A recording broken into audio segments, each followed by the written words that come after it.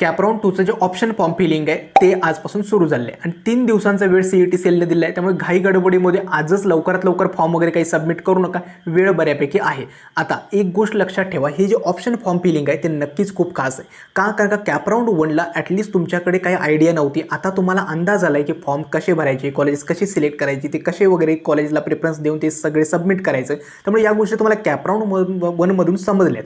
आता फक्त तुम्हाला काय करायचं आहे, जे मिळालेलं कॉलेज आहे ते टिकवून ठेवणं किंवा त्याच्यापेक्षा चांगलं कॉलेज मिळवणं. आणि दुसरी गोष्ट म्हणजे जर काहीच नाही मिळालं असेल तर एक चांगली सीट सिक्युअर करून ठेवणं. लक्षात ठेवा, प्रत्येक वेळी कॉलेज किंवा ब्रँच अपग्रेड होईलच का किंवा चांगलं कॉलेज मिळेलच असं कॅपराऊंडमध्ये नाही आहे. जनरली कट ऑफ कमी येतात, काही काही कॉलेजेसचे कट ऑफ आहेत तसेच राहतात, काही काही ते वाढतात सुद्धा. त्यामुळे ही एक्सपेक्ट करू नका की नाही कॅपराऊंड दुसरा आला आहे म्हणजे मला बेटरमेंटमध्ये चांगलंच कॉलेज मिळेल. ठीक आहे. अजून एक महत्त्वाची डाऊट म्हणजे कुठल्याही विद्यार्थ्याने कॉलेज लिस्ट बनवताना सीट मॅट्रिक्स अजिबात बघायचं नाही. का बघायचं नाही सांगतो. एक तर आपल्या CET एक्झाममध्ये आपलं जे कॅपराऊंड्स होतात त्या कॅपराऊंडमध्ये डायनॅमिक सीट्सची वॅकन्सी क्रिएट होते. उदाहरणार्थ सांगतो, एखाद्या विद्यार्थ्याला कॅपराऊंड 2मध्ये बेटरमेंट होऊन दुसरी एखादी सीट मिळाली तर त्याची जी कॅपराऊंड 1ची सीट होती ती सीट कॅपराऊंड 2मध्येच भरली जाते. म्हणजेच काय, तर इथं डायनॅमिकली तेव्हाच्या तेव्हा त्या सीट सगळ्या भरल्या जातात. आता ती जी वॅकन्सी क्रिएट होणार आहे ती तरी आपल्या सीट मॅट्रिक्समध्ये येणार नाही. त्यामुळे जे वॅकन्सी सीट मॅट्रिक्स आले ते कुणीही बघायचं नाही आहे किंवा मग 0 सीट आहे मी अप्लाय करू का नको, तिथं काहीच नाही आहे वगैरे, हा विचार कम्प्लिटली सगळ्यांनी सोडून द्यायचा. ठीक आहे. महत्त्वाची गोष्ट काय आहे, तर हा जो कॅपराऊंड भरणार ते काळजीपूर्वक भरा. होतं काय, मुलांना काय वाटतं की बेटरमेंट होणार आहे, उगाच सगळीच्या लिस्ट अशीच टाकून देतात. ठीक आहे. अशा काही गोष्टी करू नका, व्यवस्थित काळजीपूर्वक बघा. आजचा हा व्हिडिओ याचसाठी बनवतोय, कॉलेज लिस्ट बनवताना, कॉलेजेस अपलोड करताना कशी काळजी घ्यायची, कुठेही काही मिस्टेक होणार नाही याची कशी काळजी घ्यायची त्याबद्दल आजचा हा व्हिडिओ बनवतो. त्यामुळे आजचा जो व्हिडिओ आहे तो एंडिंगपर्यंत बघा. चॅनलवरती जर नवीन असेल तर चॅनलला नक्की शेअर सबस्क्राईब करा. तर सुरुवात करूया आजच्या या नवीन व्हिडिओला.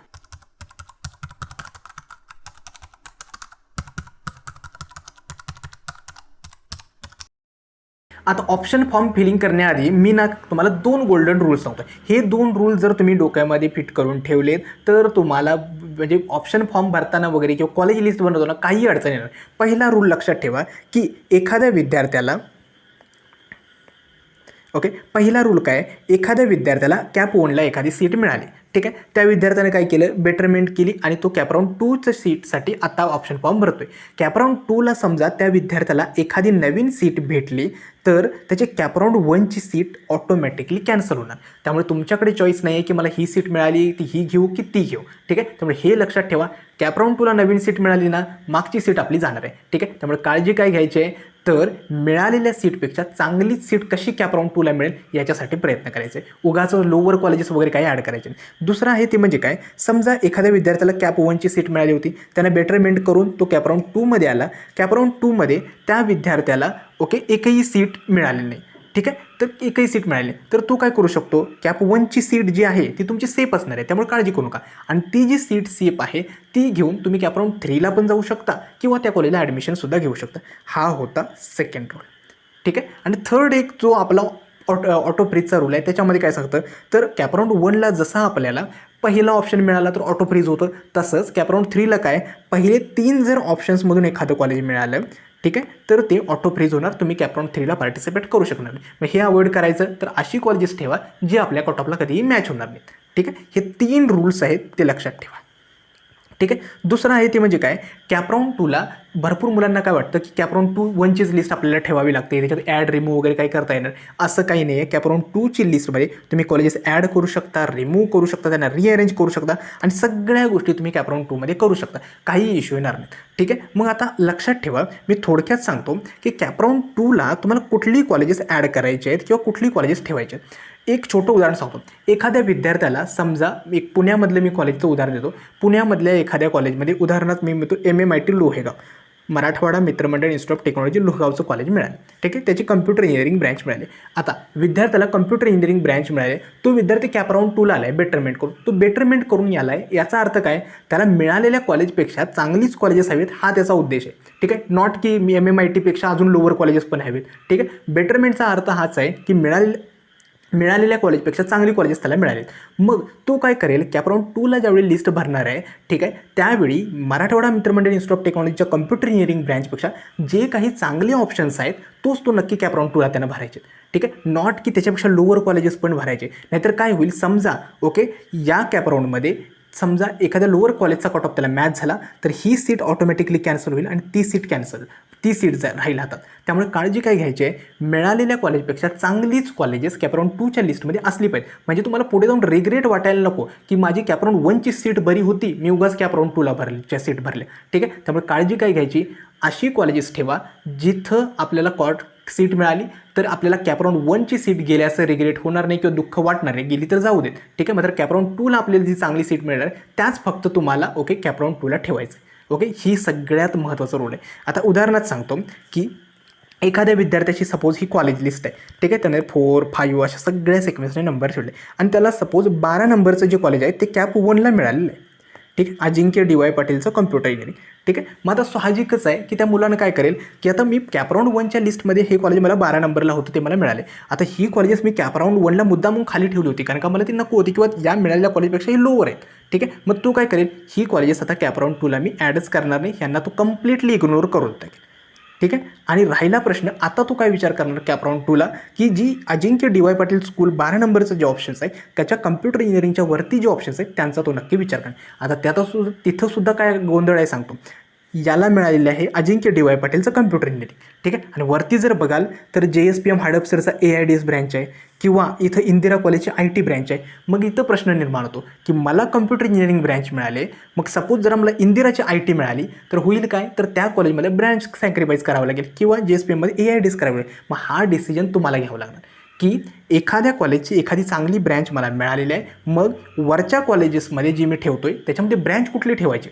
ठीक आहे, उगाच लोअर ब्रँच वगैरे कारण का काय होईल, सपोज याला इंदिरा कॉलेजची IT ब्रँच मिळाली तर ऑटोमॅटिकली याचं DY पाटीलचं कॉम्प्युटर इंजिनिअरिंग कॅन्सल होऊन जाईल. मग परत रिग्रेट वाटायला नको का, रे बाबा माझी कॉम्प्युटर इंजिनिअरिंग ब्रँच भेटली, मला IT भेटली. ठीक आहे, या गोष्टी जर टाळायच्या असतील, त्यामुळे मुद्दाम मी हेच सांगतोय की जी कॉलेजेस तुम्हाला हवेत किंवा जिथं आपल्याला ॲडमिशन घ्यायचं आहे, ठीक आहे, ती कॉलेजेस फक्त ठेवा, बाकी कुठलीही ठेवू नका लोअर कॉलेजेस. ठीक आहे, हेच मला सिम्पली तुम्हाला सांगायचं आहे. आणि याच्यामध्ये ब्रँच कुठली ठेवायची, वरती कुठल्या ठेवायच्या, याचंसुद्धा डिसिजन तुम्हाला घ्यायचं आहे. ठीक आहे, ह्या सगळ्यात महत्त्वाचा मुद्दा होता. ठीक आहे, आणखीन एक महत्त्वाचं म्हणजे काय, तर कॉलेज किंवा ब्रँच या दोन गोष्टींपैकी ना एक गोष्ट तुम्हाला या राऊंडला कॉम्प्रोमाइज करावी लागेल. म्हणजे होईल काय सांगतो, एखाद्या ठीकठाक कॉलेजमध्ये तुम्हाला कम्प्युटर इंजिनिअरिंग भेटते आणि त्याच्यापेक्षा थोड्या बेटर कॉलेजमध्ये तुम्हाला ENTC ब्रँच मिळते. मग कॉलेज निवडायचं की ब्रँच हे तुमच्यावरती डिपेंड करतं. माझं पर्सनली सजेशन काय आहे, तर जर कॉलेजच्या रँकिंगमध्ये जास्त डिफरन्स नसेल तर त्यावेळी तुम्ही ब्रँचला प्राधान्य द्या, आणि जर कॉलेजच्या रँकिंगमध्ये फारच डिफरन्स असेल तर मात्र तुम्ही कॉलेजला प्राधान्य द्या. ठीक आहे, कारण का असं व्हायला नको की ब्रँच पण लोअर भेटते आणि कॉलेज पण. ठीक आहे, सगळ्या गोष्टी लक्षात ठेवा. यावर्षीची जर कट ऑफ बघितले तर सगळ्या गोष्टी कट ऑफवरती डिपेंड आहेत आणि यावर्षीचे कट ऑफ खूप जास्त हाय वाढले. म्हणजे जर बघाल ना, जास्त करून हे कोरचे जे मेकॅनिकल वगैरे होते त्यांचेच कट ऑफ जास्त वाढले. ठीक आहे, त्यामुळे कॅपराऊंड 2ला एवढी काळजी घ्या की मिळालेलं कॉलेज आहे हातातून न घालवता, म्हणजे त्याच्यापेक्षा चांगल्या कॉलेजेस तेवढं ट्राय करा. ठीक आहे, अजून म्हणजे काय, ते मी जसं सांगितलं सीट व्हॅकन्सी मॅट्रिक्स आहे, कम्प्लिटली इग्नोर करा, त्याचा काही उपयोग नाही. ठीक आहे, ती उगाचली टाईमपास वगैरे अशा गोष्टी काही करू नका. आणखीन एक महत्त्वाचं आहे, कट ऑफ इन्क्रीज होऊ द्यात किंवा डिक्रीज होऊ द्यात, फक्त आपलं अल्टिमेट गोल हे आहे कॅपराऊंड 2ला मिळालेल्या कॉलेजपेक्षा चांगली कॉलेजेस माझ्या लिस्टमध्ये ठेवायचे. कट ऑफ काहीही असू द्यात. ठीक आहे, एवढं तुम्ही लक्षात ठेवा. आणि शक्य असेल तर लिस्ट फार पण मोठी वगैरे बनवू नका, सिम्पल छोटीच ठेवा, जेणेकरून तुम्हाला सिक्वेन्स मेंटेन करायला अवघड जाईल, म्हणजेच इझी जाईल. ठीक आहे, आणि ज्या मुलांना पहिल्यांदा कॉलेजचा अलॉटमेंट होणार आहे किंवा एकही कॉलेज अजून मिळालं नाही त्यांनी काय काळजी घ्या, शक्य असेल तर लिस्ट व्यवस्थित ठेवा, कट ऑफ चेक करा. जी कॉलेजेस ॲड करताय त्याचे कॅपराऊंड 1चे कट ऑफ चेक करा. नाहीतर काय होतं, एकदा लोअर कट ऑफचं कॉलेज आपण ॲड करून बसतो किंवा समजत नाही वगैरे, असं काही करू नका. ठीक आहे, या गोष्टींची खूप व्यवस्थित काळजी घ्या, कारण काही कॅपराऊंड 2 असेल किंवा पुढचे कॅपराऊंड्स आहेत ना खूप महत्त्वाचे आहेत. कारण का कॅपराऊंड 1ला आपण कसं होतं की एखादी सीट मिळाली म्हणजे आपण डायरेक्टली कॉलेजेस ॲड करू शकतो, परंतु आता तुम्हाला प्रत्येक कॅपराऊंड हा काळजीपूर्वक हाताळावा लागणार आहे. ठीक आहे, आय होप तुम्हाला या गोष्टी समजल्या असेल. आणखीन म्हणजे काय, ते कॉलेजच्या टियर्सची रिॲलिटी भरपूर मुलं विचारत होते की पुणे मुंबई वगैरे याच्यातनं Tier 1 Tier 2 सध्या काय कट ऑफ. लक्षात ठेवा, बऱ्यापैकी सगळी कॉलेजेस आहेत ना चांगलीच आहेत. आता इश्यू काय होतो, Tier 1ची कॉलेजेसमध्ये काय असतं, एकतर कंपनीज किंवा नंबर ऑफ कंपनीज ज्या व्हिजिट करतात त्या थोड्या बऱ्यापैकी असतात, त्यामुळे प्लेसमेंट किंवा चांगलं कॉलेज ज्यावेळी आपण म्हणतो त्यावेळी दोन गोष्टी असतात. एकतर चांगलं कॉलेज काय प्रोव्हाइड करतं, सगळ्यात महत्त्वाचं म्हणजे काय, तर तिथं ॲटमॉस्फिअर असेल किंवा एक प्लॅटफॉर्म प्रोव्हाइड करतं. ठीक आहे, म्हणजे वेगवेगळ्या अपॉर्च्युनिटीज किंवा प्लेसमेंटसाठी ऑन कॅम्पस कंपनीची संख्या असते चांगली असते. ठीक आहे, ॲट द एंड सगळ्या गोष्टी तुम्हाला स्वतःलाच कराव्या लागतात. ठीक आहे, असं नाही की बाबा PI-साठी, आता मी PI-सीटला म्हणजे माझ्या कॉलेजमध्ये उदाहरण सांगतो, भरपूर मुलं म्हणजे इवन फक्त PI-CT कॉलेज आहे याचा अर्थ असं नाही की तुम्हाला 100% प्लेसमेंट ते देतील. ठीक आहे, ॲट द एंड तुम्हाला सगळ्या गोष्टी कराव्या लागतात. प्लेसमेंटसाठी स्वतः प्रिपेअर करावं लागतं. कॉलेज फक्त ऑन कॅम्पस कंपनी आणून देणार, त्यासाठी प्रिपेअर कसं करायचं आहे, त्या इंटरव्ह्यू क्रॅक कसा करायचा आहे, त्याचे ॲप्टिट्यूड सगळे राऊंड्स आहेत ना, त्याची प्रिपरेशन तुम्हाला स्वतःला करायची. त्यामुळे काळजी ही घ्या की आत्ता भलेही थोडंफार कॉलेज सॅक्रिफाईस करावं लागतं, काही इश्यू नाही. ॲटलिस्ट तुम्ही कॉलेजमध्ये जायल्यानंतर चांगली मेहनत केली तर नक्की काही ना काही होऊ शकतं. त्यामुळे असं नका विचार करू की यावर्षी हे खरंच ते म्हणजे जे आश्चर्यकारक आहे, कट ऑफ इतके सडन राईज होतील ना, हे मलासुद्धा वाटलं नव्हतं. परंतु या सगळ्या स्कॅम वगैरे सगळ्या गोष्टी सगळ्या सुरूच आहेत. ठीक आहे, ते काही संपणार नाहीच आहेत. मात्र एक आहे की व्यवस्थित आता कॉलेजची लिस्ट भरा. उगाच कॉलेजवरती डिसाईड करू नका की हेच कॉलेज मिळत नाही वगैरे. स्पॉटला व्यवस्थित पॉसिबिलिटी असतात, अजून चान्सेस आहेत. ठीक आहे, ILSचे वगैरे फॉर्म्स भरले ते अजून वेळ आहे त्याला. ठीक आहे, आता सध्या फोकस फक्त कॅपराऊंड 2 वरती करा. ठीक आहे, आय होप तुम्हाला ही प्रोसेस समजली असेल. कॅपराऊंडची लिस्ट आहे ती 3 दिवसात व्यवस्थित भरा. ओके, आणि जे काही तुमचे डाऊट्स वगैरे असेल कमेंट सेक्शनमध्ये नक्की कळवा. आजचा हा व्हिडिओ मी इथेच थांबवतो. धन्यवाद.